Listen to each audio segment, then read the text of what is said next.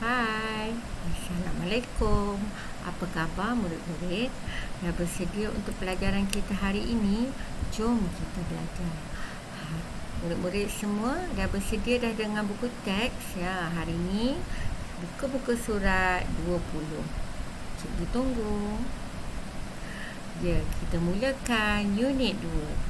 Unit 2 apanya? Ya, aplikasi reka bentuk teknologi kejuruteraan. Apa ceritanya? Alia melihat ayahnya memasang satu alat di halaman rumah mereka. Lalu Alia pun bertanya kepada ayahnya, Ayah sedang buat apa? Ayahnya menjawab, ayah sedang memasang lampu solar. Lampu ini akan menyala pada waktu malam tanpa menggunakan elektrik dari rumah. Wah, bagusnya. Bagaimanakah lampu solar boleh menyala, ayah? Dia tanya begitu. Lampu ini menggunakan panel solar. Panel tersebut menyerap cahaya matahari yang akan ditukarkan kepada tenaga elektrik dan disimpan dalam bateri. Setelah itu, lampu ini akan menyala di tempat yang gelap.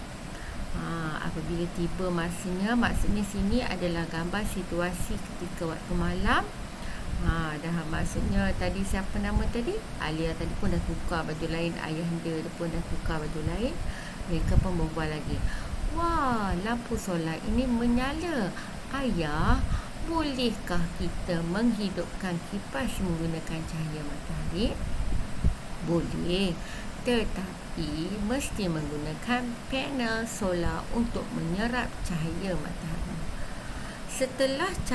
Selain cahaya matahari, terdapat beberapa lagi sumber semula jadi yang boleh kita gunakan untuk menjana tenaga boleh baharu. Apakah tenaga boleh baharu? Itu satu benda yang baru kan? Kita belajar dan kita tengok apa itu. Tenaga boleh baharu.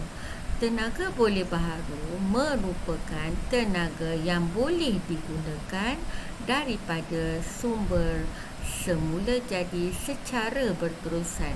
Dia menggunakan sumber yang ada di sekeliling kita, iaitu sumber semula jadi.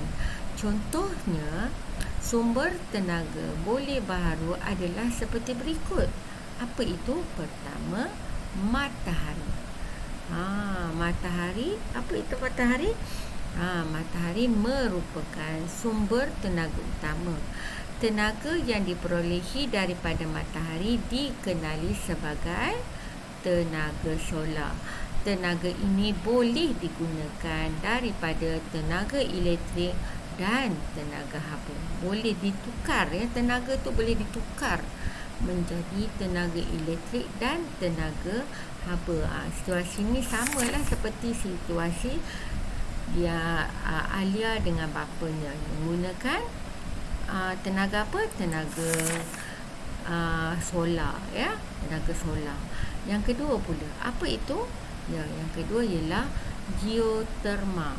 Geoterma ialah tenaga haba yang diperolehi daripada perut bumi. Tenaga haba tersebut digunakan untuk menghasilkan wap atau steam yang akan menggerakkan turbin bagi menjana tenaga elektrik. Kemudian air pula. Air itu apa dia? Bagaimana kita boleh menggunakan air untuk menjana tenaga elektrik? Sumber air yang berterusan membolehkan empangan yang dibina menjana tenaga elektrik melalui sistem jana kuasa elektrik. Tenaga ini dikenali sebagai tenaga hidro. Contoh yang paling hampir dengan kita di sini ialah di Bukit Merah tu. Bukit Merah tu kamu perasan tak ada satu tasik. Tasik tu tasik buatan. Jadi tasik tu mereka gunakan untuk menakuk air, air untuk bekalan kita minum ni. Jadi di samping itu juga mereka menjana tenaga elektrik. Ya, mereka buat satu empangan. Jadi dekat empangan tu ada satu kitaran berputar dan boleh menghasilkan tenaga elektrik. Ya, okey. Yang seterusnya pula ialah angin. Bagaimana angin boleh menjadi tenaga yang boleh baharu? Ya, pertama, angin merupakan sumber alam yang tidak terhad dan sentiasa ada. Tiupan angin yang kuat membolehkan kincir angin berputar bagi menjana tenaga elektrik. Jadi angin yang bertiup dengan kuat itu boleh menjana kuasa elektrik. Seterusnya apa dia pula? Ya, seterusnya ialah biojisim. Apa itu biojisim? Biojisim merupakan bahan daripada repotan. Ya, repotan bahan benda hidup seperti tumbuhan dan najis haiwan untuk menghasilkan bahan api. Beberapa kaedah digunakan untuk menjanakan tenaga daripada biojisim ini. Seterusnya pula ialah ombak. Ombak juga boleh menghasilkan tenaga boleh baru. Bagaimana? Ombak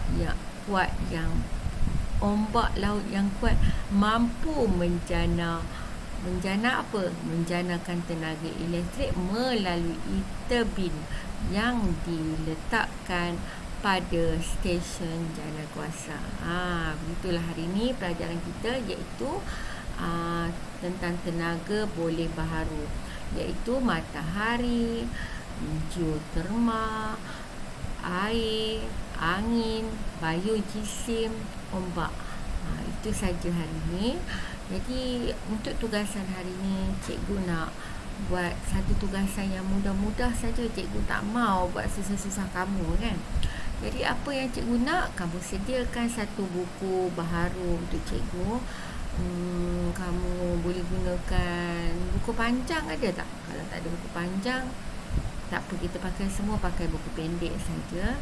Tapi cikgu nak kamu salin nota ni, tapi dengan bentuk yang kreatif. Cikgu tak mau kamu salin begitu. Kamu boleh buat rajah seperti ini. Buat corak-corak sikit macam ni, tulis matahari. Lepas tu kamu buat bentuk-bentuk macam ni, kamu tulis geoderma. Lepas tu air, ombak, biojisim dan angin. Tak perlu tulis nota ni. Cikgu nak kita buat simple saja. Kita nak buat macam peta minda. Simple saja, kita tulis tenaga boleh baru, kemudian kita buat corak macam ni, corak yang dalam bentuk macam ni, warna-warna sikit, tapi yang paling penting kamu tulis ayat ni. Ayat penting, tak perlu tulis yang dalam ni. Mudah, simple, cepat. Dah siap, apa patut kamu buat? Kamu ambil gambar dan hantar ke dalam grup Telegram kita. Jumpa lagi minggu depan. Bye.